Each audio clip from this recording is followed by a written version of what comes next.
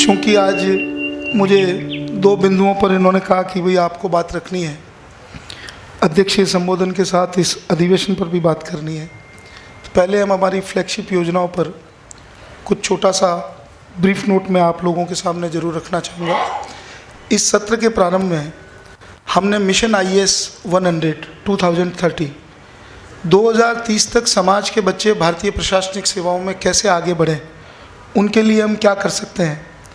आदरणीय बाल्दी साहब, इनके साथ सेवानिवृत्त और सेवारत अधिकारियों के 25 अधिकारियों की टीम के माध्यम से, बाकी हम सामाजिक कार्यकर्ताओं के सपोर्ट के माध्यम से हमने इस मिशन को पूरे देश भर में एक अभियान के रूप में चलाया। और मुझे आपको बताते हुए प्रसन्नता है कि इस अभियान में हमने अपेक्षित सफलता प्राप्त की और हमारे बच्चों का IAS के प्रति रुझान बढ़ा है और उसका रिजल्ट भी पॉजिटिव आया है। 2019 में जयचंद लाल करवा छात्रावास के माध्यम से हमने इस अभियान का इनिशियली आगाज़ किया। 2019 से 2025 तक समाज के लगभग 27 बच्चे भारतीय प्रशासनिक सेवा और एलाइड सर्विसेज में अब तक सेवा में आ गए। उसके बाद में यदि राजकीय सेवाओं में हम गिने तो अभी हाल ही में राजस्थान राजकीय सेवा का जब रिजल्ट आया, 6 बच्चे हमारे राज्य प्रशासनिक सेवा में राजस्थान में आए, देश के अन्य सभी प्रदेशों में आए। और मैं आपको ये कह सकता हूँ कि जिस लक्ष्य को हमने लिया कि 2030 तक हमारे 100 बच्चे प्रशासनिक सेवा में काम करेंगे, मुझे विश्वास है आप लोगों के सहयोग और समर्थन से और हमारी इस टीम की मेहनत से हम इस काम को फलीभूत कर पाएंगे। लेकिन इस अभियान को एक सतत अभियान के रूप में हमको लेना चाहिए। गांव-गांव हमारे जो बच्चे पढ़ रहे हैं और इंटेलिजेंट है, टैलेंटेड बच्चों को हमको तय करके उनको इस अभियान से जोड़ना चाहिए। ये हमारी पहली फ्लैगशिप योजना है। हमने समाज में भावी पीढ़ी को जीनियस कैसे बनाए, किसी भी समाज के लिए उसका अतीत जोरदार होना चाहिए जो महेश्वरी समाज के साथ है, उसका वर्तमान मजबूत होना चाहिए और उसकी भविष्य प्रति दृष्टि बिल्कुल स्पष्ट होनी चाहिए। समाज का भविष्य सुरक्षित हो, समाज का भविष्य संरक्षित हो और समाज की भावी पीढ़ी पूरी ताकत के साथ डेवलपमेंट के लिए काम करे, संस्कार पूर्ण एक हम नए समाज का निर्माण करें।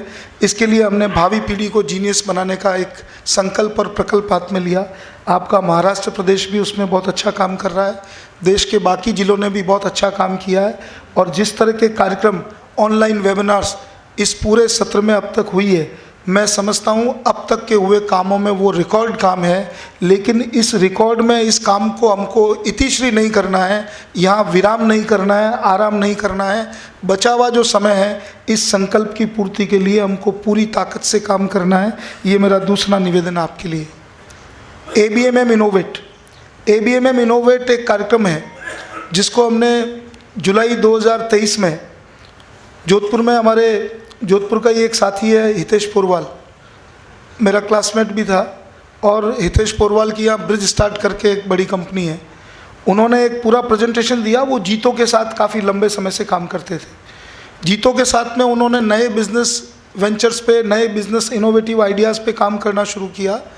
और अभी उन्होंने अखिल भारतीय महेश्वरी महासभा के आग्रह पर और आदित्य विक्रम बिड़ला ट्रस्ट के प्रायोजन से, संयोजन से इस अभियान को हाथ में लिया और इसको नोडल एजेंसी के रूप में हमने युवा संगठन को आग्रह किया और युवा संगठन ने उसमें काम किया, महासभा की जिला संगठनों ने उसमें काम किया। आज की तारीख में प्रत्यक्ष और परोक्ष पिछले लगभग आप समझ लें 17-18 महीने में 11,000 बच्चे इस कार्यक्रम से पूरे देश भर में जुड़े हैं और 450 जिलों से बच्चे जुड़े हैं इस अभियान में। मैं उम्मीद करता हूं आने वाले समय में उस कार्यक्रम को कंटिन्यूस प्रोसेस के नाते हम सब लोग जारी रखेंगे। ये मैं आप सभी जिलाध्यक्ष, प्रदेश अध्यक्षों से और हमारे दूसरे जितने भी संगठन के लोग हैं उनसे मैं निवेदन करूंगा। हमारे इस पूरे हाउस में मुझे आश्चर्य है, महेंद्र वो जिला है जहाँ 1000 के लगभग महेश्वरी परिवार है। लेकिन नटवर जी, बुथड़ा जी, मेरी इस बात को आप ऐसा मत समझिएगा, आपको भी ये पता है कि जो चीज़ देखता हूँ वो कहता ज़रूर हूँ। और मुझे लगा कि अपन अभी भी नागौर जिला और बीकानेर जिले की सोच से बाहर नहीं आए, नहीं तो पूरे हाउस में मेरी बड़ी बहन और महिला संगठन की पूर्व अध्यक्षा आदरणीय विमला जी और हमारी श्वेता जी के अलावा मेरे ख्याल से मातृशक्ति गायब है, नदारद है। कम से कम इसी बहाने से ही सही, उद्घाटन सत्र में तो हमारी कुछ भाभियाँ आती, आपके कामों को देखती, आपके गीता जी के चैंटिंग को देखती, और उनको ये समझ में आता कि जितना समय आप दे रहे हैं वो ठीक जगह दे रहे हैं और बिल्कुल ठीक काम कर रहे हैं। लेकिन मुझे लगा कि कहीं न कहीं कोई कम्युनिकेशन गैप के आपको निमंत्रण का जानकारी नहीं होगी, कोई स्थिति नहीं होगी। ये बात इसलिए कही कि विमला जी हैं, आदरणीय अशोक जी बंग है, हमने चेतना लहर और मैरिज काउंसलिंग का, क्योंकि आज समाज के सामने सबसे बड़ी समस्या है, हमारे परिवार में पहले तो समय पे सगाई संबंध होते नहीं हैं, क्योंकि 25 साल से ऊपर का जब तक बच्चा नहीं होता है, 27-28 साल तक, तब तक हम बायोडाटा जारी नहीं करते हैं। 27-28 साल की बच्ची नहीं होती है तब तक हम उसके संबंध के लिए प्रयास नहीं करते।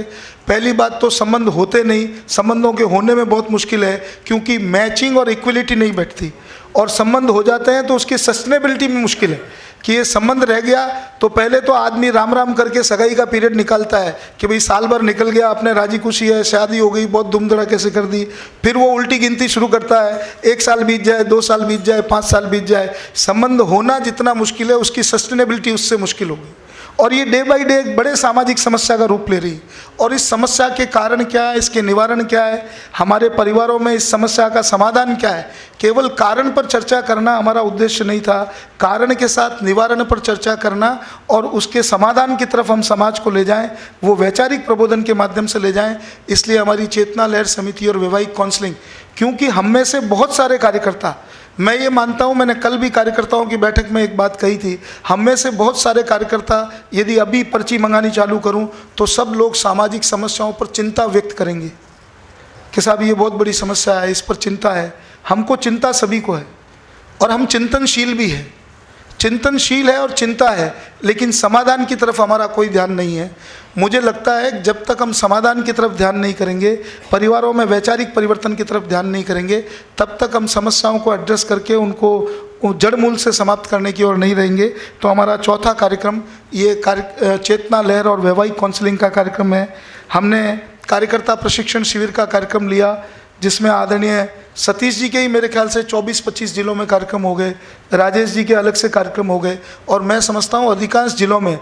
और यही कारण लगता है मुझे कि कार्यकर्ता जितने अनुशासित तरीके से अब मीटिंगों में 10 बजे की जगह 10 बजे ही आ जाते हैं और समय पे आते हैं, पूरी तादाद में आते हैं, तो इसमें बहुत बड़ा योगदान कहीं न कहीं हमारी कार्यकर्ता प्रशिक्षण समिति का भी है कि उन्होंने कार्यकर्ताओं को ठीक तरीके से इस सारी चीज़ के लिए तैयार किया। इसके अलावा हमने सर्वाइकल वैक्सीनेशन कैंसर के लिए, इस कैंसर को जड़ मूल से समाप्त करने के लिए एक ड्राइव लिया। अब तक देश में लगभग 2000 डोजेज महासभा, हमारे बांगड़ मेडिकल वेलफेयर ट्रस्ट और हमारे सहयोगी जो मेडिकल में न्यास हैं, उन न्यासों के माध्यम से हम लगा चुके हैं। उन डोजेज़ के 9 से 16 साल में 2 डोज और 16 से 26 साल में 3 डोज लगेंगे। तो ये जो 2000 डोज है, आप मान लीजिए एवरेज इसमें 5000 का काम साल भर का हो गया। और यदि ये संख्या बढ़ेगी तो इसके लिए अपन ने 1 करोड़ रुपए का प्रोविज़न इस ट्रस्ट के माध्यम से करा है कि हमारी बालिकाएं सर्वाइकल वैक्सीनेशन के इससे प्रोटेक्ट हों, उनको एक प्रोटेक्शन शेल्टर मिले, इसके लिए हम काम कर रहे हैं। हमने मिशन अंत्योदय, जिसके ऊपर मैं आपसे बात जरूर करना चाहूँगा, हमने एक अभियान लिया मिशन अंत्योदय। ये समाज के 5 सितारा भवनों में वातानुकूलित एयर कंडीशन इन हॉलों में बैठकर हम अंत्योदय की बात तो करते हैं, लेकिन उसको ज़मीन पर नहीं ला पा रहे। अंत्योदय कब होगा? जब हम समाज के उन लोगों से प्रत्यक्ष संपर्क स्थापित कर पाएंगे। उस काम में भी मैं मानता हूँ कि हमने 40% 50% सफलता हासिल की है। मैंने आंकड़े देखे हैं, कई जिलों ने बहुत अच्छा काम किया है। और जैसे कल हमारे जालना ज़िले के जिलाध्यक्ष जी यहाँ है, उन्होंने अपनी बातचीत में कहा कि भाई हमारे यहाँ पहले 1 लाख से कम आय के 241 परिवार के लगभग होते थे, और वो संख्या जब मैं इनके यहाँ गया था, जब पहली बार इनको टारगेट दिया तो इन्होंने कहा भाई साहब अगली बार आएंगे, आप आओगे उससे पहले इसको ठीक करेंगे। जब जालना गया था मधु जी के साथ में, तब इन्होंने उसको संख्या 88 कर दी थी और कल 80 हो गई। तो इसका मतलब उन परिवारों से मिलकर के हमने उस डेटा को ठीक किया है। इसका मतलब ये नहीं है कि भाई हमारे पास में जानकारी ठीक होगी। मिशन अंत्योदय का मतलब है जो नए लोग ऐसे हमको ध्यान में आते हैं कि जिनकी आय 1 लाख से कम है, उनको जोड़ना भी उसमें शामिल है।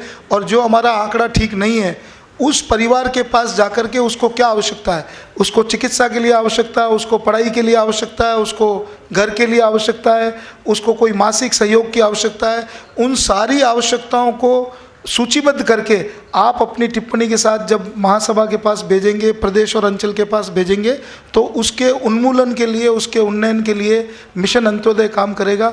जो 1 लाख से कम के हमारे परिवार है, क्यों इस समाज संगठन की, इस सारी वैभवशीलता की आवश्यकता किसको है? आवश्यकता उन लोगों को नहीं है जो संपन्न है, आवश्यकता उन लोगों को नहीं है जिनके घर में सारे संसाधन हैं। समाज के संगठन की, समाज के सेवा आयामों की आवश्यकता उन लोगों को है जिनके पास में वास्तव में विकास की दौड़ में कहीं कमी रह गई है, जो कहीं आर्थिक रूप से कहीं पिछड़ गए हैं। उनको ये जताने की आवश्यकता नहीं, उनको ये बताने की आवश्यकता नहीं, केवल उनके पास जाकर के इस सामीप्य को खड़ा करने का, इस स्नेहासिक्त भाव को खड़ा करने की आवश्यकता है कि हम आपके भाई हैं, आपके समाज के लोग हैं, और आपके संकट के इस समय में ये पूरा समाज संकल्प स्वरूप आपके साथ खड़ा है। इस भाव को प्रतिपादित करने की आवश्यकता है और इसके लिए लक्ष्य लेकर आप सब लोग काम करेंगे, ये मेरी आप सब लोगों से अपेक्षा है। इसको एक टाइम बाउंडेशन, एक टाइम फ्रेम में हम पूरा करेंगे। अभी जब प्रदेशों से और अंचलों से बात होगी, मैं चाहूँगा अपने लक्ष्यों के साथ आप बात करें कि भाई इतने दिन तक में हम ये काम कर देंगे। केवल ऐसा नहीं हो सकता कि आप तारीख दे दें कि इतने तारीख को कर देंगे, अगले तारीख को कर देंगे। हमारे जसपाल भट्टी जी रोज़ तारीख पर तारीख के लिए बहुत सारे उनके ऐसे वीडियो थे। कम से कम हम उस लाइन में नहीं जाएं कि हम तारीख पे तारीख दें। इसके क्रियान्वयन और इसके अंतिम क्रियान्वयन की हमारी तारीख क्या है, उसको लेकर के आप बात करेंगे। हमारा अंतर्राष्ट्रीय माहेश्वरी महाधिवेशन जो हमने जोधपुर में वापस प्लान किया है 2026 9-10-11 को, बहुत सारे लोगों का ये प्रश्न है। इस अधिवेशन के लोगों में भी इन्होंने कहा है कि समाज के सशक्तिकरण के लिए पुनः एक महाकुंभ की दरकार है। मैं ये बात इसलिए कहना चाहता हूँ, 1992 में जैसलमेर में अधिवेशन हुआ, बहुत अच्छा हुआ, युगानुकूल था। 2007 में भीलवाड़ा में अंतर्राष्ट्रीय माहेश्वरी महाधिवेशन हुआ, शानदार अधिवेशन हुआ, युगानुकूल हुआ। उस अधिवेशन की खुशबू से हमने 10-12 साल समाज में एक ऊर्जा को संचारित किया और उस ऊर्जा से समाज में सकारात्मक कामों का निर्माण, ये हॉस्टल्स की श्रृंखला, ये सब उस अधिवेशन की देन है। 2019 में जब हमने जोधपुर का अधिवेशन किया, जोधपुर के अधिवेशन में लगभग 40,000 लोगों ने प्री रजिस्ट्रेशन बेसिस पे हमारे कार्यक्रम में भाग लिया, जिन्होंने अपने आप को पहले रजिस्टर्ड करके उस कार्यक्रम में भाग लिया। 500 से अधिक हमारे स्टॉल धारकों ने इसका हमारे बिजनेस ट्रेड फेयर में भाग लिया और उसकी वजह से उनको व्यापार में संवर्धन मिला, देशव्यापी नेटवर्क मिला और 40,000 लोगों ने एक साथ समाज की सामूहिक शक्ति का दर्शन किया। मैं कई बार कहता हूँ कि इस समाज के महाकुंभ को लेकर किसी को लग रहा होगा कि भाई महाकुंभ है, ये पॉपुलरिटी एजेंडा है।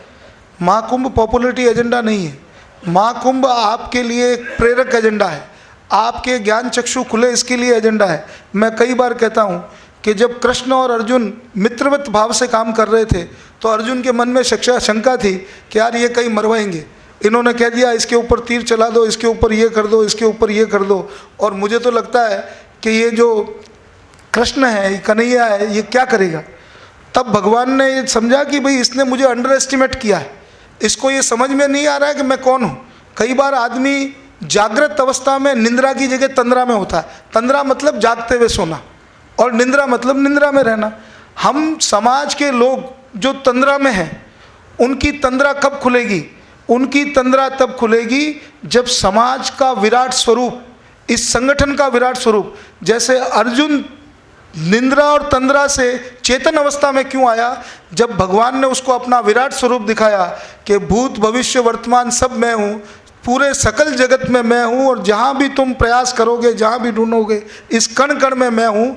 हम इस अधिवेशन के माध्यम से समाज के, सामान्य समाज के बंधु में ये विश्वास जागृत पैदा करना चाहते हैं कि ये समाज का विराट स्वरूप है, ये समाज का संगठित स्वरूप है, ये समाज का बहुआयामी स्वरूप है। जहाँ भी आप जाओगे समाज के व्यक्ति के पाओगे, समाज के व्यक्ति का सहयोग पाओगे, लेकिन वहाँ आकर समाज के इस विराट स्वरूप का दर्शन करना, इसलिए इसको नाम दिया महाकुंभ। अभी तो महाकुंभ में आप सभी लोगों ने डुबकी लगाई होगी। जब हिंदुस्तान के 66 करोड़ लोग गए तो मैं समझता हूँ महेश्वरी समाज की तो 70% आबादी जरूर गई हो, क्योंकि कुंभ स्नान करने का तो हमारा कोई मतलब उसमें रिकॉर्ड बनाने में हम कायम रहते हैं। तो मैं समझता हूँ ये जोधपुर में भी जो हम अंतर्राष्ट्रीय महाकुंभ कर रहे हैं, इस कुंभ को जैसे त्रिवेणी संगम में स्नान करके हम ये मानते हैं कि हमने अमृत पान किया, वहाँ अमृतत्व की बरसात होती है, इसलिए वहाँ जाकर के हम 1 2 3 ब्रह्मा विष्णु महेश के नाम की जब डुबकी लगाते हैं, तो आप भी इस जोधपुर अंतर्राष्ट्रीय महेश्वरी महाकुंभ जो महासभा द्वारा, हमारी सारी प्रदेश और जिला सभाओं द्वारा, हमारी प्रदेश सभा के अध्यक्ष हैं, जिला के कार्यकर्ता सब यहाँ हैं, ये केवल उनके भरोसे नहीं है। आप जितने भी महासभा से जुड़े हुए जिम्मेवार कार्यकर्ता हैं, वो गेस्ट के नाते नहीं, होस्ट के नाते इस कार्यक्रम से जुड़े। मैंने कल यहाँ के भयंदर की युवा टीम को भी कहा है, इन्होंने मुझे ये बिल्कुल आश्वासन दिया है कि एक कोई भी व्यवस्था भयंदर की टीम को आप जिम्मे देना। तो ऐसे जहाँ भी जा रहा हूँ वहाँ उनसे आश्वासन ले रहा हूँ, लेकिन ये केवल आश्वासन पर नहीं रहे, और जिस तरह से हम वहाँ जाकर 3 डुबकी लगाते हैं, वैसे इस महाकुंभ में आकर हम हमारे महासभा के ध्येय वाक्य सेवा त्याग सदाचार, कि हमारे जीवन में सेवा हो, त्याग हो और सदाचार पूर्ण जीवन के माध्यम से इस महाकुंभ में हम आए और अपने समाज के, अपने आप के महेश्वरी होने के गौरव और गौरवानुभूति का हम अनुभव करें। समय ज़्यादा नहीं है, लोगों को लगता है जनवरी में अधिवेशन है, अभी से बाजे बजाने चालू कर दिए। अगर अभी से नहीं कराएंगे, पिछली बार मुंद्रा साहब आपका पधारना नहीं हुआ, जोधपुर में हमने 7000 होटल के कमरे, 65 सामाजिक भवन, कम से कम 40 फार्म हाउस और उसके अलावा निजी आवासों में कुल मिलाकर ऐसे बाहर से आने वाले 20,000 लोगों की और 20,000 स्थानीय पश्चिमी राजस्थान प्रदेश सभा के समाज बंधुओं की व्यवस्था हमने की थी। आज भी मैं आपको रिक्वेस्ट कर रहा हूँ, अपनी प्रदेश सभाओं में इस संख्या को लेकर के जून ऑनवर्ड हम इसका, और एक घोषणा आपके माध्यम से मैं और करना चाहता हूँ, और इसको मेरी धृष्टता बिल्कुल नहीं मानेंगे कि इस अधिवेशन की रीति नीति पद्धति, इसके विषय क्या होंगे, इस अधिवेशन में किस तरह की हम टॉक शोज, किस तरह के हम सारे कार्यक्रम करेंगे, वो मैं हमारे दोनों पुरोधा यदि ये चाहेंगे उस सेवा में मैं सहयोग के लिए तैयार हूँ, वरना वहाँ दरी बिछाता हुआ आपको हमेशा मिलूंगा। आदरणीय रामपाल जी साहब और श्याम जी, जो हमको उसमें विषय तय करने कि इन विषयों पर इन वक्ताओं को हमको बुलाना है, वो जिम्मेदारी मैं इस पूरे सदन की तरफ से आपको और इसमें इस टीम में आपको जिनको भी लगता है कि इन लोगों को बुला करके हम इन विषय पर वहाँ प्रबोधन का कार्यक्रम कर सकते हैं, समाज को किस तरह की हम दिशा देने का कार्यक्रम कर सकते हैं।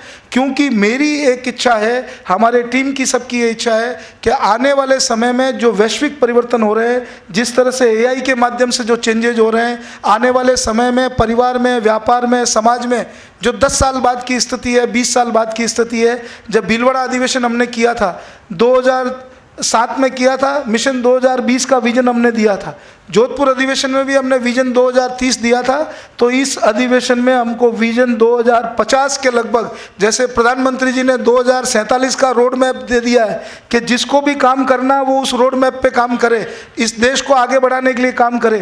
ठीक उसी तरह से इस अधिवेशन में आप लोगों की गाइडेंस में, गवर्नेंस में, आप लोगों के मार्गदर्शन में, जिन लोगों को आप इनको शामिल करना चाहते हैं, इस मार्गदर्शन में आप लोग ये तय करें कि आने वाले समय में आप महासभा को कहाँ देखना चाहते हैं, महासभा के कार्यकर्ता को कहाँ देखना चाहते हैं और समाज की रीति नीति पद्धति को कहाँ देखना चाहते हैं। ये मैं आपको निवेदन और विनती करूंगा, और मैं उम्मीद करता हूं कि इस चीज़ में हमेशा आप लोगों ने आशीर्वाद रखा है, इस बार भी आप आशीर्वाद रखेंगे। जिन प्रदेश सभाओं को लगता है कि हमारे यहाँ से निजी आवास व्यवस्था में इतने लोगों को आवश्यकता रहेगी, सामाजिक आवास व्यवस्थाओं में इतने लोगों को आवश्यकता रहेगी, वहाँ हमारी टीम है जिसके नंबर आपको अगले हफ्ते में हम दे देंगे। रजिस्ट्रेशन जून ऑनवर्ड इसका ऑनलाइन रजिस्ट्रेशन होगा। कल पदाधिकारियों की बैठक में ये तय किया था कि रजिस्ट्रेशन शुल्क को बहुत ज़्यादा अतिरिक्त बढ़ाए बिना 2500 रुपये विद जीएसटी, 2118 रुपये प्लस जीएसटी, जो पिछली बार 1500 रुपये था उसको 2118 रुपये प्लस जीएसटी किया है। पिछली बार 1500 प्लस जीएसटी था। उसमें आप पंजीयन करेंगे तो सामाजिक आवास व्यवस्था में जो स्कूल, धर्मशाला, भवन, सामाजिक भवन, उनमें स्टे का अरेंजमेंट मिलेगा। निजी आवास व्यवस्था के साथ यदि आप जाना चाहते हैं तो पिछली बार इसके लिए आपको 1250 रुपये देने थे, इस बार 2000 इंक्लूसिव ऑफ जीएसटी 1612 रुपये प्लस जीएसटी, ये टोटल इसमें अमाउंट हमने तय किया है। मैं समझता हूँ अगर आप लोग इस राशि को ये मानते हैं कि समय और इस सारी चीज़ को देखते हुए ये बिल्कुल ठीक है, तो मैं समझता हूँ कि हमको इस राशि को भी स्वीकृत करना चाहिए जो पंजीयन शुल्क हमने वहाँ तय किया है कि भाई ये सारा ऑनलाइन रहेगा और जून से लेकर के अगस्त तक इसका रजिस्ट्रेशन होगा और रजिस्ट्रेशन के बाद में आप लोगों को सारी व्यवस्थाएं वेल इन एडवांस मिल जाएगी, ताकि 60 दिन पहले आजकल रिजर्वेशन होते हैं, एयर टिकट आप मर्जी पड़े उतने दिन पहले बना सकते हैं। लेकिन सारे प्रदेश सभाओं को, जिला सभाओं को एक व्यापक संपर्क अभियान लगाकर गांव-गांव, गली-गली जाना है, समाज के हर व्यक्ति को जागृत करना है और समाज के हर व्यक्ति में इस भाव को जागृत करना है कि समाज के इस महाकुंभ में हम जाएं, उसमें भाग लें समाज के विकास के लिए। इसका हमने स्लोगन ही ये रखा है कि सबका विश्वास, सबका प्रयास और सबका विकास। आप सबके विश्वास के साथ, आप सबके सामूहिक प्रयास से हम समाज के विकास के लिए काम करेंगे। बाकी अधिकांश संगठनात्मक बातें कल हमने हमारी समूह बैठकों में सभी लोगों से करी है। उनका जो भी निकष आप लोगों को समझ में आया है, मैं उन सभी लोगों से आग्रह करूंगा कि समाज की आशा, अपेक्षा और विश्वास को खरा रखिए। आप काम खूब कर रहे हैं, मैं विनम्रता से आपके काम को प्रणाम करते हुए आपसे ये अपेक्षा और उम्मीद करता हूँ कि जितना समय ईश्वर ने हमको इस दायित्व पर दिया है, ये दायित्व स्थायी नहीं है। न मैं इस दायित्व पर स्थायी हूँ, न आप अपनी अपनी जगह स्थायी हैं। जो लोग केवल दिन रात एक ही चीज़ करते हैं, हमारे समाज में एक बीमारी वायरस भी है। वायरस इस बात का है, जहाँ डेमोक्रेसी आती है वहाँ जोड़ तोड़, गुटबाजी। इस बार मैं 2 बातें और याद आ गई, इसलिए कहना चाहता हूँ। हालांकि किसी राजनेता की बात को कोट करना ये मैं ठीक नहीं समझता, लेकिन मुझे लगा कि कल मैंने अखबार में एक कटिंग पढ़ी, सुनील बंसल जी का एक स्टेटमेंट अखबार में था और वो स्टेटमेंट बड़ा ज़बरदस्त था। मैंने उसको डाउनलोड किया और मैंने कहा महासभा की मीटिंग में उस स्टेटमेंट को मैं ज़रूर रखूँगा, क्योंकि जितने भी लोग परसों रात में 4 बजे तक सभी लोग अपनी व्यक्तिगत ग्रीवेंसेस के साथ में बात कर रहे थे, कल भी रात को 4 बजी थी, फिर सवेरे 6 बजे से ये सारा दौर चालू है। और उसमें यदि उस सारी समस्याओं का मूल आप देखें तो जो हम सबको गलतफहमी है कि साहब मैं महासभा का सभापति हूँ, मेरा एक प्रोटोकॉल है, मैं महासभा का फलाना हूँ, मेरा प्रोटोकॉल है, मैं कार्य समिति का सदस्य हूँ, मैं प्रदेश अध्यक्ष हूँ। ये गलतफहमी दूर कर देना कि इस तरह के प्रोटोकॉलों के आधार पर संगठन को चलाया जा सकता है। सुनील बंसल जी ने कार्यकर्ताओं की बैठक में जो बात कही, किसके लिए, जो MP MLA हैं और जो अपने आप को समझते हैं साहब मंच पे मेरा स्थान कहाँ है। मैं देखता हूँ हमारे बहुत सारे प्रदेशों में ये स्थान होता है कि साहब मेरा तो वहाँ नाम ही नहीं है, मैं कैसे जा सकता हूँ, मेरे को वहाँ बुलाया ही नहीं, मैं कैसे जा सकता हूँ। उनके लिए मैं स्टेटमेंट को कोट कर रहा हूँ। उन्होंने कहा कि पार्टी में ऐसे बहुत से नेता हैं जो प्रोटोकॉल के दायरे से बाहर नहीं निकल पा रहे, जबकि सबसे पहले वे कार्यकर्ता हैं। आप अंडरलाइन करना कि सबसे पहले वे कार्यकर्ता हैं। उन्हें इस बात को समझने की ज़रूरत है कि संगठन के किसी भी कार्यक्रम में मंच पर उन्हीं लोगों को रहना चाहिए जिनकी ज़रूरत है। सांसद है, विधायक है, उनको किसी मंच की ज़रूरत नहीं है। उन्हें मंच से नीचे बैठने की आवश्यकता को भी ध्यान रखना चाहिए और इस सारे प्रोटोकॉल नाम की नीति को बंद कर देना चाहिए। और मैं समझता हूँ ये समाज संगठन में भी आवश्यकता है कि प्रोटोकॉल के नाम पर, मंच के नाम पर इन सारे झगड़े झमेलों से ऊपर उठकर हमको काम किसके लिए करना है, इस समाज की जय के लिए काम करना है, समाज के लिए काम करना है, महेश्वरी समाज के लिए कुछ करना है, इस जज्बे के लिए काम करना है। और यदि हमने हमारे टर्म में हमारे जो भी हमको कार्यकर्ता के नाते दायित्व मिला है, उस दायित्व में यदि हम उस काम को नहीं कर पाए तो हो सकता है आपने अपने रिश्तेदारी के नाम पे, अपने बाकी सारी चीज़ों के नाम पे, जोड़ तोड़ के नाम पे, पीछे बैठ के चर्चाएं करने के नाम पे आप अपना समय तो पास कर रहे हैं। मैं समझता हूँ हम अपने आप को धोखा भी दे रहे हैं। अरे समाज ने आपको इसके लिए या चुनकर थोड़ी भेजा है, इसके लिए आपको दायित्ववान कार्यकर्ता थोड़ी बनाया। अरे कुछ भी कर सकते हैं। जो आदरणीय श्याम जी कई बार अपने भाषणों में एक वो चिड़िया का एक कहानी सुनाते हैं कि जिस दिन इसका इतिहास लिखा जाएगा कि जंगल में आग लगी और आग लगी तो कोई आदमी पानी के लिए, कोई किसी के लिए, कोई बाल्टियों से ला रहा है, कोई टैंकरों से ला रहा है। एक चिड़िया अपनी चोंच में छोटा छोटा पानी का बूंद भर के ला के उस आग पे डाल रही है। तो किसी एक अपने जैसे समझदार कार्यकर्ता ने पूछा कि इतनी भयंकर आग है, तू इस चोंच में बूंद बूंद भर के पानी लाती है, इससे कोई ये आग थोड़ी बुझेगी। उस चिड़िया ने वापस जवाब दिया कि जब इस जंगल के आग की और आग बुझाने का इतिहास लिखा जाएगा तो मेरा नाम आग बुझाने वालों में लिखा जाएगा, आग लगाने वालों में नहीं लिखा जाएगा। तो इस संगठन को यदि हमको मजबूत करना है, इस संगठन और इस समाज के लिए काम करना है, ये आपने तय करना है कि इतिहास के पन्नों में केवल पूर्व निवृत्तमान हम फलाने, मैं कईयों के विजिटिंग कार्ड देखता हूँ कि फलाने सत्र का पदाधिकारी इतने वर्ष तक, फलाने सत्र का पदाधिकारी इतने वर्ष तक, फलाने सत्र का पदाधिकारी। मन में कई बार हंसी आती है, मुझे लगता है कि जीवन में इससे बड़ी कोई उपलब्धि नहीं है क्या? अरे आप ये तो बताओ कि काम क्या किया। फलाने सत्र में हमने ये काम किया, फलानी जगह हमने ये काम किया। ये लेटर पैड, विजिटिंग कार्ड, इस आत्मश्लाघा से बाहर निकल के पूरी मस्ती के साथ कार्यकर्ता के रूप में काम करें, समाज की जय के लिए काम करें, देश की विजय के लिए काम करें। जय स्वदेशी, जय भारत। बहुत बहुत आभार। आपने पूरे जोश खरोश के साथ हमारी सारी फ्लैगशिप योजना के बारे में बताया और सेवा, त्याग, सदाचार से हमको काम करना है और फिर जो भी योजना है उनको हम सब पूर्ण जोर के साथ अपने अपने का प्रदेशों में लागू करना है। अब मैं आगामी कड़ी में हमारे निवर्तमान सभापति श्री श्याम जी सोनी से, आदरणीय रामपाल जी सोनी से मैं निवेदन करूंगा कि मार्गदर्शन और आशीर्वचन हमें दें। आदरणीय रामपाल जी सोनी।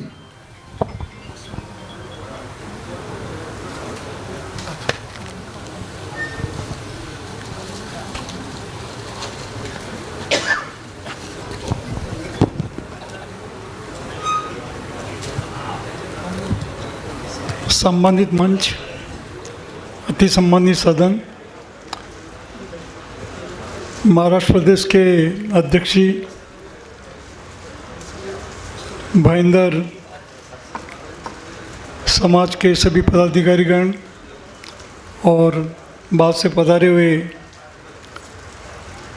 हमारे समाज के बामासा श्रीमान कन्हैयालाल जी साहब,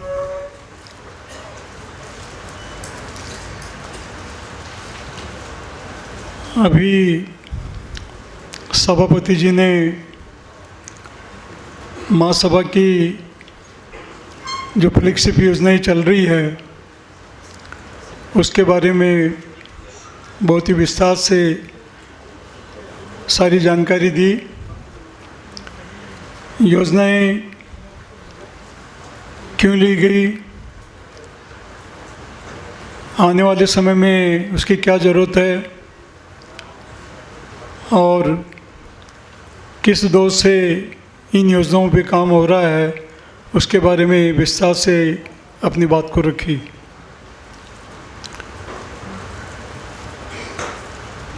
महासभा की जो कार्य समिति है वो एक नीति निर्धारण करने वाली संस्था है।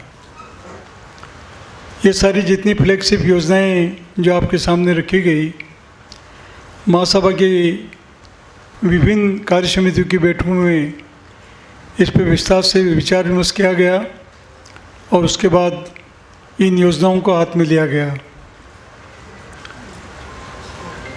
अभी सभापति जी अपने उद्बोधन में हमारे समाज के बाल्दी साहब के बारे में एक बात कही थी कि नीति चाहे वो राज्य सरकार बनाए चाहे भारत सरकार बनाए, उसका एग्जीक्यूशन जो है, उसका क्रियान्वयन जो है वो जिला एडमिनिस्ट्रेशन के माध्यम से होता है। हमारे यहाँ भी पॉलिसी बनाने का काम कार्य समिति करती है, उसने अपना कार्य पूरा किया, उसका क्रियान्वयन जो है वो उस सत्र के पदाधिकारीगण करते हैं। उसका क्रियान्वयन जो है और उसका दायित्व जो है हमारे सभापति जी और उनकी पूरी टीम बड़ी बखूबी उसका निर्वहन कर रही है। परंतु इन सब के बावजूद भी अच्छी योजनाएं बन गई है, क्रियान्वयन भी सक्षम हाथों के अंदर है, परंतु जिनके माध्यम से ये क्रियान्वयन हमको कराना है, एग्जीक्यूशन कराना है, वो है हमारी जिला सभाएं, तहसील सभाएं, नगर सभाएं। कहीं न कोई कम्युनिकेशन गैप है, जिसके कारण इन योजनाओं की जिनको ज़रूरत है, इन योजनाओं से जिनको लाभान्वित होना है, वहाँ तक जो है बात पूरी पहुँच नहीं पा रही है और कहीं न कहीं कुछ गैप जो है उसमें रह रहा है। और मेरे ख्याल से इसी बात को ध्यान में रख के सभापति जी ने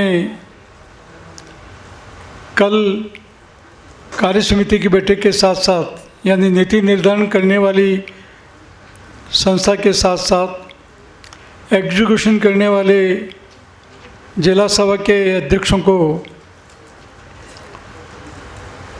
जो बड़े ज़िले हैं उनके अध्यक्षों को जो है और प्रदेश अध्यक्षों को जो है कल की बैठक में बुलाया भी है और मैं भी कल उस बैठक में उपस्थित था। उसमें काफ़ी अच्छे डिस्कशन भी हुए और मेरे ख्याल से ये सही निर्णय है। अगर हम इस ओर ध्यान देंगे कि पॉलिसी बनाने वाली संस्था अपनी जगह है, एक समय पॉलिसी बनाने के अंदर देना चाहिए, पॉलिसी पे क्या प्रगति हुई है उसकी जानकारी वापस कार्य समिति को पदाधिकारियों के माध्यम से मिलना चाहिए और वो पॉलिसी फील्ड में सही ढंग से लागू हो रही नहीं हो रही है उसके लिए क्रियान्वयन करने वाले जो टीम है उनकी क्या डिफ़िकल्टी है, क्यों नहीं हमारी योजनाएं धरातल पे तेज़ गति से लागू नहीं हो पा रही है, उनसे उनकी बात को सुने, समझें और समाधान दें। जहाँ गाइडेंस की आवश्यकता गाइडेंस दे, जहाँ साधनों की आवश्यकता है साधन दे, ताकि सारे काम जो है सही ढंग से संपन्न हो सके। फ्लैगशिप योजनाओं के साथ साथ अलग अलग क्षेत्रों में सहायता के लिए अलग अलग ट्रस्ट जो है बनाए गए हैं, चाहे मेडिकल के हो, चाहे शिक्षा के हो, चाहे विधवा बहनों की सहायताएँ के हो, चाहे लोन के हो। महासभा ने समाज के बंधुओं की भावनाओं को समझते हुए और समाज में दान देने वालों की भी कमी नहीं है और कोई भी योजनाएं अगर हमने समाज के दानदाताओं के सामने रखी है, दिल खोल के पूरा सहयोग जो है दानदाताओं ने दिया है। परंतु वही बात यहाँ भी लागू होती है कि हमने ट्रस्ट बना लिए, हमने ये सारे साधन खड़े कर दिए, इनका उन आदमियों तक जिनके लिए हमने ट्रस्ट बनाए हैं, जिनको सहायताओं की ज़रूरत है, वहाँ तक हम कैसे पहुँचे। तो मेरे ख्याल से एक अच्छी शुरुआत है और आने वाले समय के अंदर इसको चालू रखना चाहिए ताकि नीति निर्धारण पॉलिसी बनाने के साथ साथ धरातल के ऊपर पॉलिसी तेज़ी से लागू हो रही है या नहीं हो रही है उसके ऊपर भी विवेचना हो और फील्ड में क्या डिफ़िकल्टी है वो दूर की जा सके। जोधपुर अधिवेशन के बारे में सभापति जी ने काफ़ी विस्तार से सारी बात को रखी। भीलवाड़ा अधिवेशन का, जैसलमेर अधिवेशन का, पिछली बार जो जोधपुर में अधिवेशन जो हुआ है उसके बारे में भी विस्तार से बात को रखी। हर समय जब जैसलमेर में अधिवेशन हुआ था उस समय देश और विदेश की अलग स्थितियां थी, व्यापार में, उद्योग में, परिवार में, सामाजिक संस्थाओं में काम करने का तौर तरीका अलग था, अलग तरह के वातावरण की ज़रूरत थी। उस हिसाब से उस समय पॉलिसीज बनाई गई, उसका आगे की सोच के कि 2020 में क्या होने वाला है इसको 2007 में सोचा गया और उसके लिए समाज को तैयार करने के लिए अलग अलग विषयों के विशेषज्ञों को वक्ता के रूप में बुलाया गया ताकि लोग बाग समझ सके कि 15 साल बाद क्या घटनाएं घटने वाली है और उन घटनाओं का जो है हमारे समाज पर किस तरह का असर पड़ने वाला है, हमारे परिवारों पर किस तरह का असर पड़ने वाला है, हमारे व्यापार पर किस तरह का असर पड़ने वाला है। ये बात मैं सारी विस्तार से इसलिए कह रहा हूँ कि इन अधिवेशनों के पीछे चाहे वो अभी जोधपुर में जो जनवरी 2026 में जो अधिवेशन होने जा रहा है, उसका मेन मकसद ये है कि तेज़ी से जो बदलाव आ रहे हैं विश्व के अंदर, उस विश्व में जो बदलाव आ रहे हैं, और हमारा समाज जो है, क्योंकि एक व्यापारिक समाज है, एक पढ़ा लिखा समाज है, और सबसे ज़्यादा असर जो है, कोई भी पॉलिसी जाती है, कोई भी बदलाव आता है, उसका सबसे ज़्यादा असर जो है वो हमारे समाज के ऊपर पड़ने वाला है।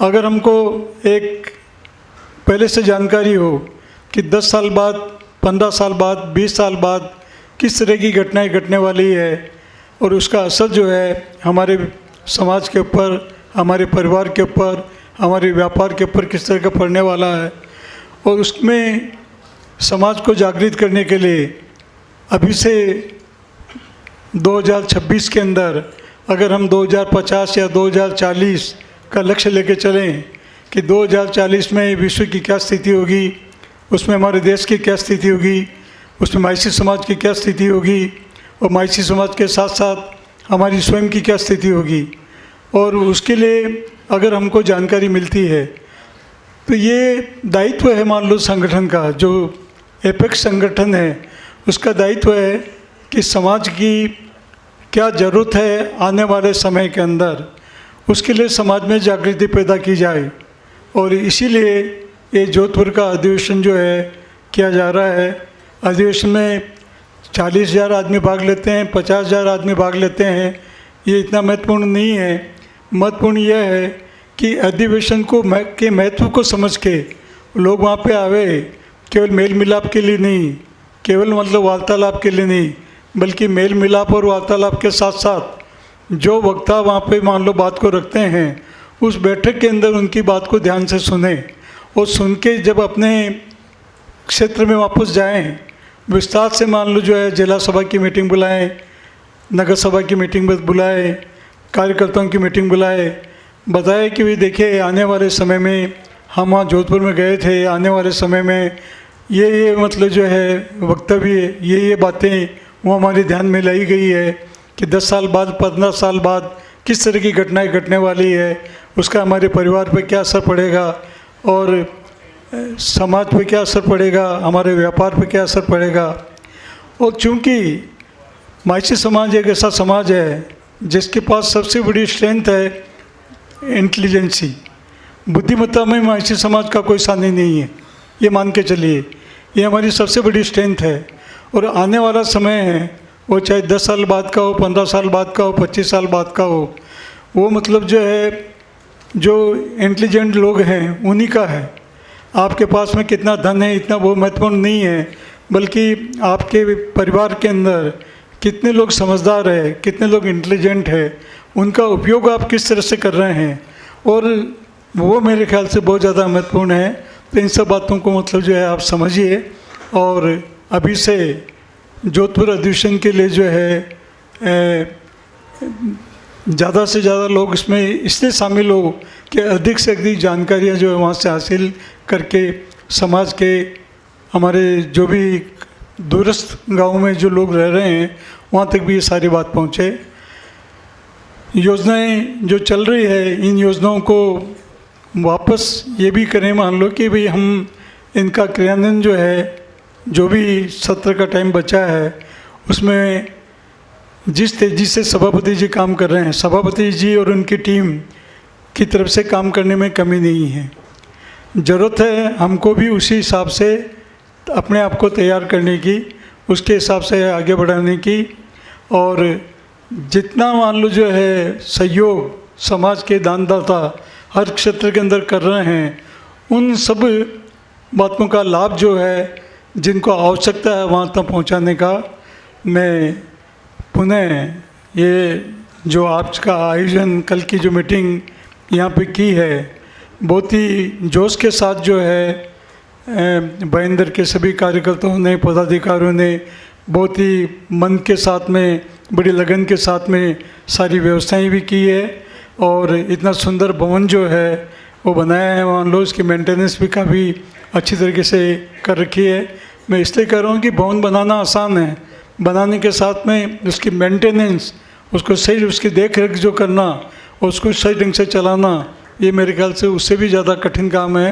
तो मेरे ख्याल से कुछ चीज़ें हमको यहाँ से देख के जाना चाहिए। और डेफिनेटली प्रदेश अध्यक्ष जी को, जिला अध्यक्ष जी को, इनके स्थानीय समाज के अध्यक्ष जी को, सभी कार्यकर्ताओं को मैं आप सबकी ओर से, मेरी ओर से भी उनके प्रति आभार प्रकट करना चाहता हूँ कि बहुत ही सुंदर व्यवस्था जो है इन्होंने मन से की है। सबका बहुत बहुत आभार। जय महेश, जय हिंद। बहुत बहुत आभार साहब, आपका मार्गदर्शन हमें मिला। अब मैं आदरणीय निवर्तमान सभापति जी श्री श्याम जी सोनी से निवेदन करूंगा हमें मार्गदर्शन दें।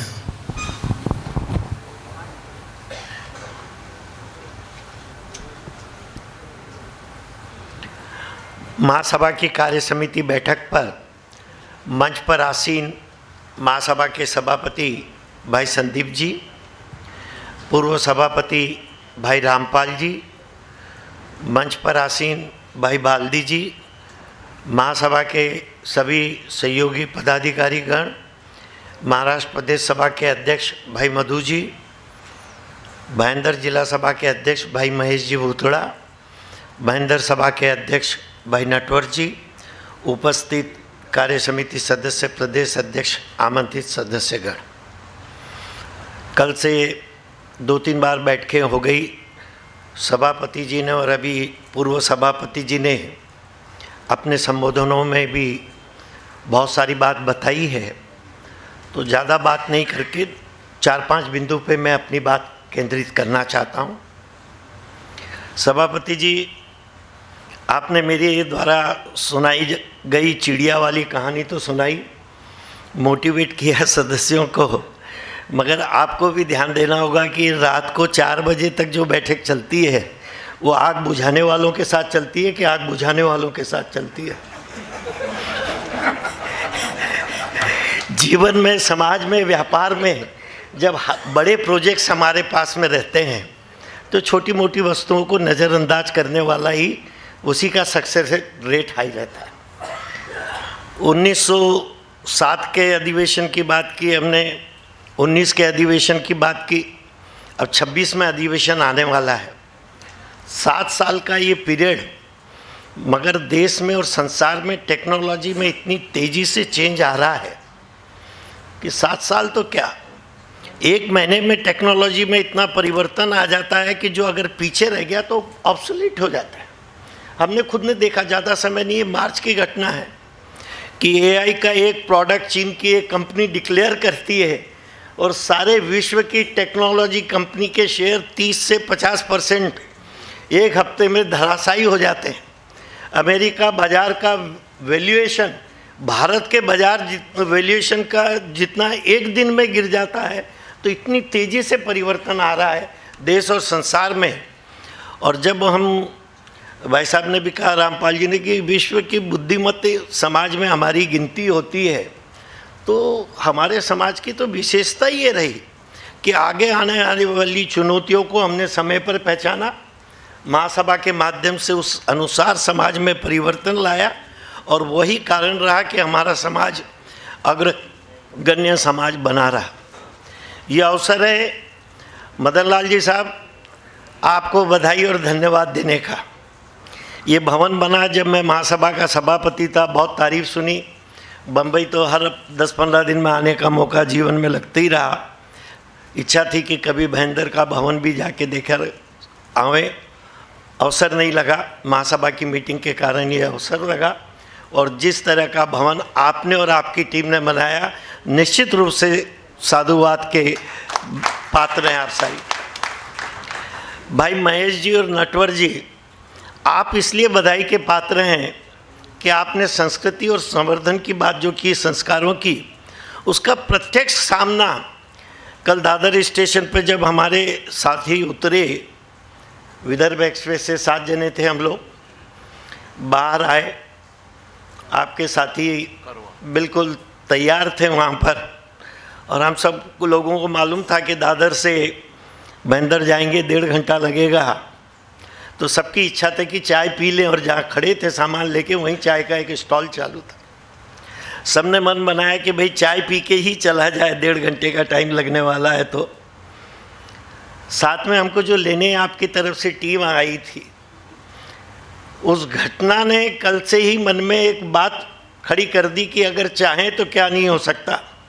युवा साथी करवा जी अभी सभागृह में है क्या नहीं पता नहीं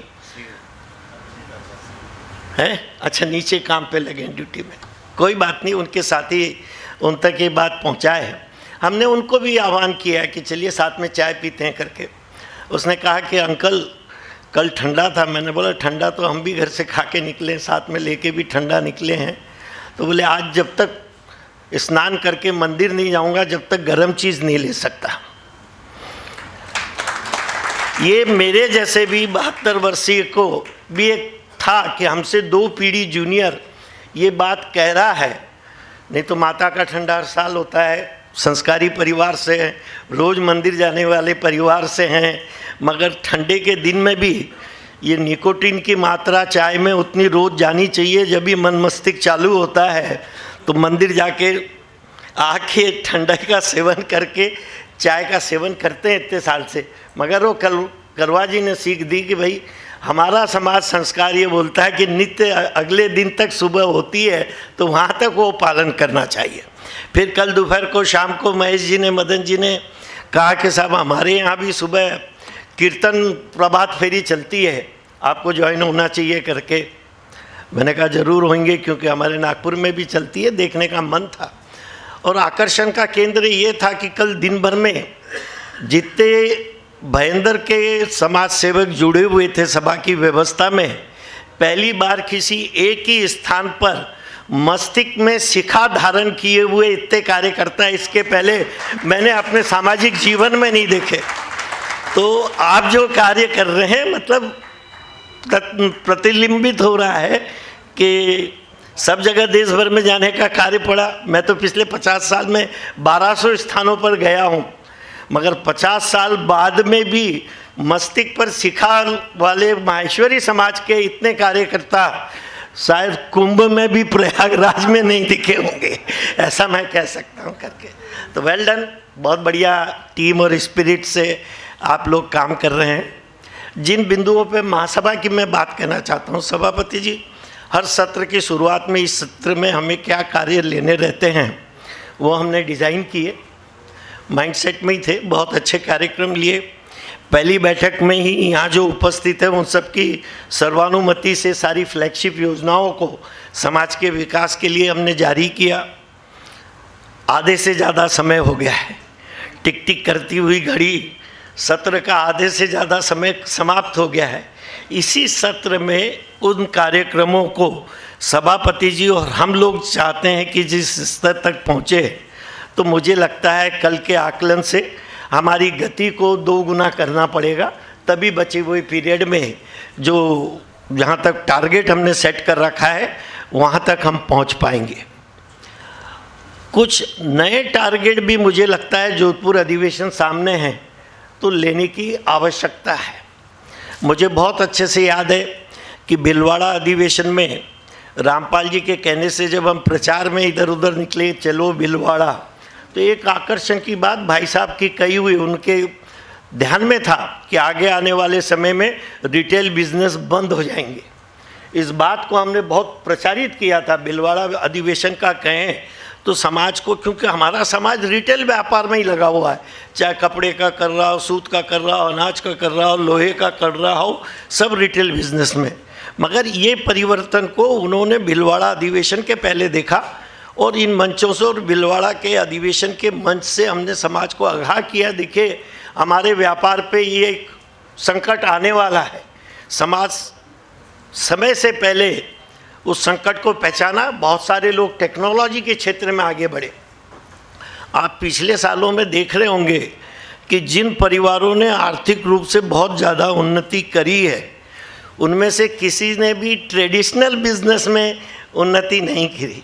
वो तो कोई टेक्नोलॉजी का माध्यम लेकर या बिल्डर वगैरह के कार्य में जिन लोगों ने उन्नति करी है, पिछले 10-15 साल का रिकॉर्ड समाज की आर्थिक उन्नति का यही बताता है कि बिज़नेस में जिन लोगों ने समय रहते चेंज किया वो एक उसका आह्वान इस अधिवेशन में भी होना चाहिए, क्योंकि बहुत तेज़ी से परिवर्तन आ रहा है, इतनी तेज़ी से परिवर्तन आ रहा है व्यापार व्यवसाय में, उससे आगाह करना चाहिए समाज को। और निश्चित रूप से पार्टिसिपेशन तो मैंने आपको कहा ही है कि पहले से ज़्यादा बढ़ेगा ही करके। 7 सालों में संगठन की ताकत इतनी बड़ी है, हमारी रीच इतनी बड़ी है, हमारी योजनाओं के माध्यम से दुर्बल परिवारों तक कितना हम पहुँचे हैं, क्योंकि ये आंकड़े बताते हैं कि पिछले 7 साल में जितना सहयोग समाज के ट्रस्टों के माध्यम से किया गया वो उसके पहले के 20 वर्षों में नहीं हुआ जितना 7 साल में हुआ।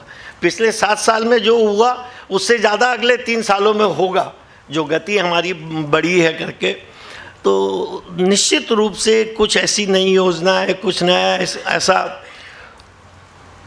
देश भर से जोधपुर में ही दोबारा अधिवेशन होना, वैसे संगठनात्मक ढंग से ये कोई अच्छा संकेत नहीं है।